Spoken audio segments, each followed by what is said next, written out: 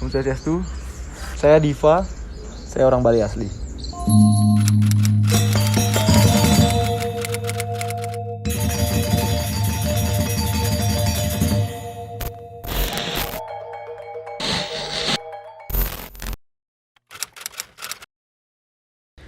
Hal-hal mistik umum di Bali itu sebenarnya ada banyak sih, tapi contohnya yang paling nyata itu adalah nggak boleh ada pohon gedang. Gedang di Bali itu artinya pepaya ya. Jadi nggak boleh karena itu tuh semacam pamali. Jadi itu dia di mitosnya itu dianggap sebagai rumahnya hal-hal yang makhluk gaib lah. Contohnya leak yang kayak gitu. Terus juga nggak boleh ada kolam renang di rumah. Itu walaupun villa boleh ya, tapi sebenarnya hal-hal yang pokok kayak benar-benar di rumah banget itu nggak boleh sebenarnya. Itu nggak tahu mitosnya gimana, tapi ya pamali aja kalau sampai bikin. Jadi itu sebenarnya hal yang berkesinambungan, hal yang berkelanjutan gitu loh. Jadi kalau nggak ada sajian nggak bisa kita keluarin hal mistik. Begitupun sebaliknya gitu. Jadi hal mistik tuh diciptakan dari sajen. Kita tuh sebenarnya bisa mempelajari hal-hal mistik dengan syarat sajen itu tadi gitu. Ilmu mistik yang ada di Bali itu sebenarnya banyak sebenarnya, tapi yang paling melumrah dan yang paling gampang dipelajari itu adalah ilmu penglihatan. Ilmu penglihatan itu ada 4 ya. 4 jalan yang bisa dicapai. Yang pertama itu kita bertapa semedi yang pertama. Terus kita memohon anugerah lah istilahnya kalau di Bali, memohon anugerah untuk bisa hal yang seperti itu. Terus yang kedua dari keturunan. Yang ketiga dari belajar dari hal orang yang bisa, dan yang keempat adalah beli. Nah yang beli itu sebenarnya aku nggak tahu di mana channelnya ya. Channel untuk beli itu aku nggak tahu.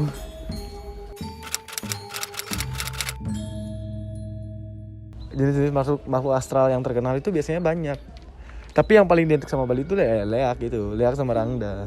Karena itu yang paling lumrah lah, yang paling gampang dijelasin untuk orang-orang yang luar ya, untuk orang luar, maksudnya orang-orang luar Bali yang belum paham banget sama Bali.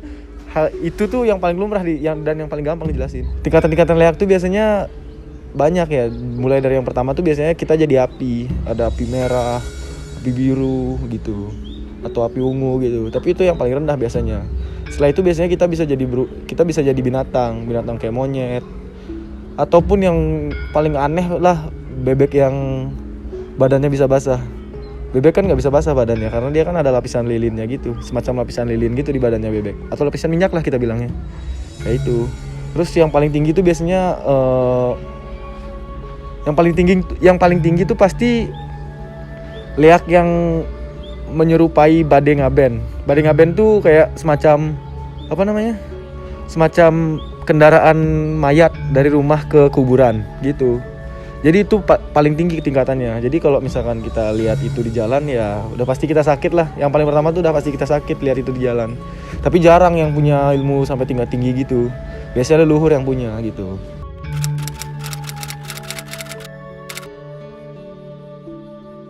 Sebenarnya itu tergantung sama orangnya juga sih. Balik lagi, ilmu leak tuh ibaratkan pistol. Jadi siapapun yang megang itu bisa baik bisa buruk. Kalau orang baik kan bisa untuk mempertahankan dirinya, ataupun sekalipun orang jahat ya bisa untuk melukai orang lain gitu. Jadi kalau ilmu baiknya dia bisa jadi untuk ngobatin orang gitu loh, penyembuh tradisional gitu. Dan itu dianggap sah loh di Bali, penyembuh tradisional itu.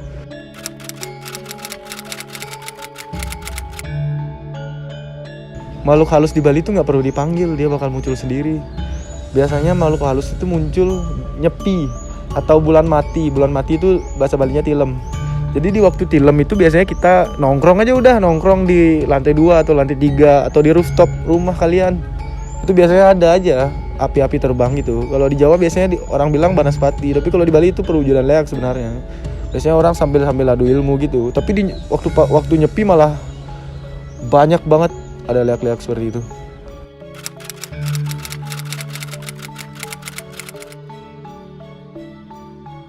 Nyepi itu artinya kan sepi. Jadi nyepi itu di Bali artinya tahun baru Saka, tahun barunya orang Bali gitu loh.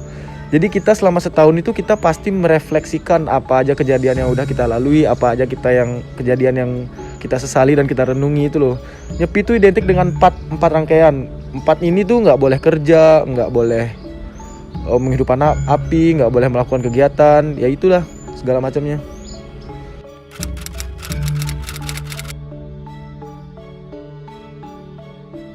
Biasanya ditindak langsung sih sama desa, sama pecalang desa itu. Pecalang desa kan artinya kan pecalang adat gitu. Jadi biasanya kena denda, terkecuali orang yang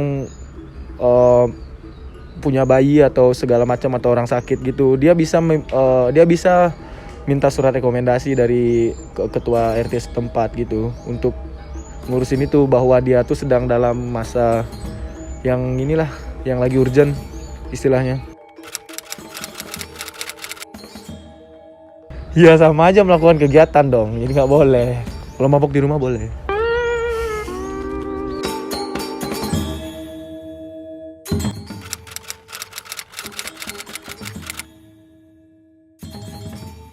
Sebenarnya sih nggak ada hubungannya ya, tapi ya kebanyakan orang yang bisa atau yang punya ilmu-ilmu mistis seperti itu tuh dia menunjukkan eksistensinya di waktu nyepi.